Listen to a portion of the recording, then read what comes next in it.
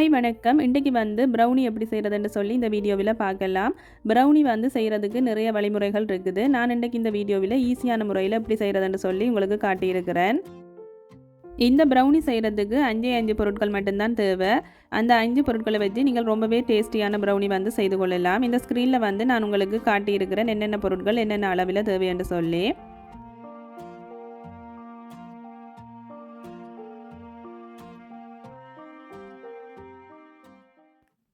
இப்போ வந்து ப்ரௌனி செய்கிறதுக்கு ஸ்டார்ட் பண்ணலாம். உங்கள்கிட்ட வந்து எலக்ட்ரிக் பீட்டர் இல்லைன்னு சொன்னால் நீங்கள் ஹேண்ட் பீட்டரும் யூஸ் பண்ணிக்கொள்ளலாம். இப்போ வந்து நான் எலக்ட்ரிக் பீட்டர் பவுலுக்குள்ளே பார்த்தீங்கன்னு சொன்னால் 4 முட்டையையும் 250 கிராம் சீனியையும் போட்டு நல்லா வந்து பீட் பண்ண போகிறேன். இதுக்கு வந்து உங்களுக்கு 5லேருந்து 10 நிமிஷம் எடுக்கும். சீனி கரைகிற வரைக்கும் நீங்கள் பீட் பண்ண வேணும். இப்போ வந்து சீனி நல்லாவே கரைஞ்சிடுது. அதுக்கு பிறகு பார்த்தீங்கன்னு சொன்னால் நான் உருக்கி வச்சுருக்கிற பட்டரை வந்து சேர்த்துக்கொள்கிறேன். பட்டர் வந்து நான் மைக்ரோவேவில் வச்சு தான் உருக்கி எடுத்தேன். நான் இந்த பட்டர்ன்ற அளவு பார்த்தீங்கன்னு சொன்னால் 250 கிராம் இருக்குது. பட்டரை சேர்த்துட்டு ஒரு 2 நிமிஷம் பீட் பண்ணதுக்கு பிறகு நாங்கள் வந்து மா சேர்க்கலாம். நான் பார்த்தீங்கன்னு சொன்னால் 125 கிராம் மாவும் 75 கிராம் கொக்கோ பவுடரையும் சேர்த்து நல்லா அரித்து எடுத்துருக்கிறேன். அரித்து போட்டு தான் நீங்கள் வந்து சேர்க்க வேணும், இல்லைன்னு சொன்னால் கட்டி கட்டியாக இருக்குது. இப்போ வந்து நான் கொஞ்சம் கொஞ்சமாக மாவை போட்டு பீட் பண்ண போகிறேன். மா சேர்த்துட்டு பீட் பண்ணிக்குள்ளே பீட்டரை வந்து நல்லாவே லோவில் வச்சு கொள்ளுங்க. இல்லைன்னு சொன்னால் நீங்கள் கையாலையும் பீட் பண்ணி கொள்ளலாம்.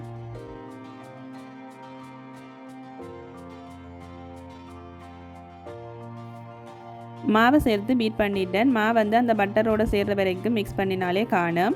இப்போ பார்த்தீங்கன்னு சொன்னால் நான் வந்து கஜு எடுத்துருக்கிறேன். இது வந்து உங்களுக்கு விருப்பமெண்டா சேர்க்கலாம். எனக்கு வந்து பிடிக்குமென்றதால நான் வந்து சேர்த்துருக்கிறேன்.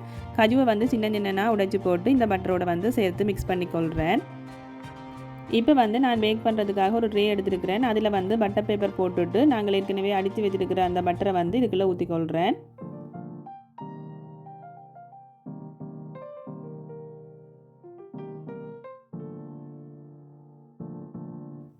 பட்டரை வந்து ட்ரேயில் ஊற்றியாச்சுது. இனி வந்து ப்ரீஹீட் பண்ணின ஓவனுக்குள்ளே வச்சு இதை பேக் பண்ண போகிறேன்.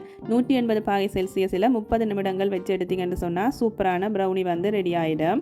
ப்ரௌனி வந்து அவிஞ்சிட்டுதோன்னு சொல்லி பார்க்குறதுக்காக இந்த மாதிரி ஒரு குச்சியை விட்டு எடுத்து பார்த்தீங்கன்னு சொன்னால் ஒட்டாமல் வர வேணும். அப்படி வந்துச்சுன்னு சொன்னால் அவிஞ்சிட்டுதான்ட்டு அர்த்தம்.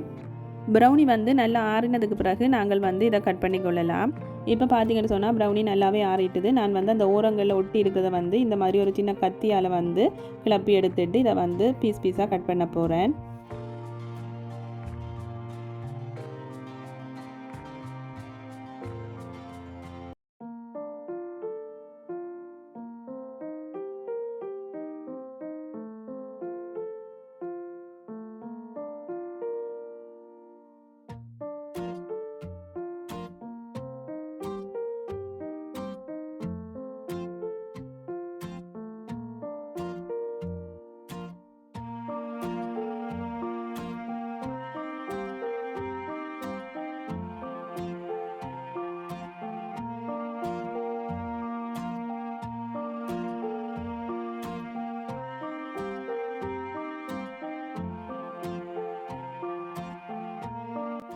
ப்ரௌனியை வந்து சின்ன சின்ன பீசஸாக வந்து கட் பண்ணி எடுத்துட்டேன். உங்களுக்கு பார்த்தாலே தெரியும் ப்ரௌனி வந்து ரொம்பவே சூப்பராக வந்துருக்குது. டேஸ்ட்டு வந்து ரொம்பவே நல்லா இருந்துச்சு.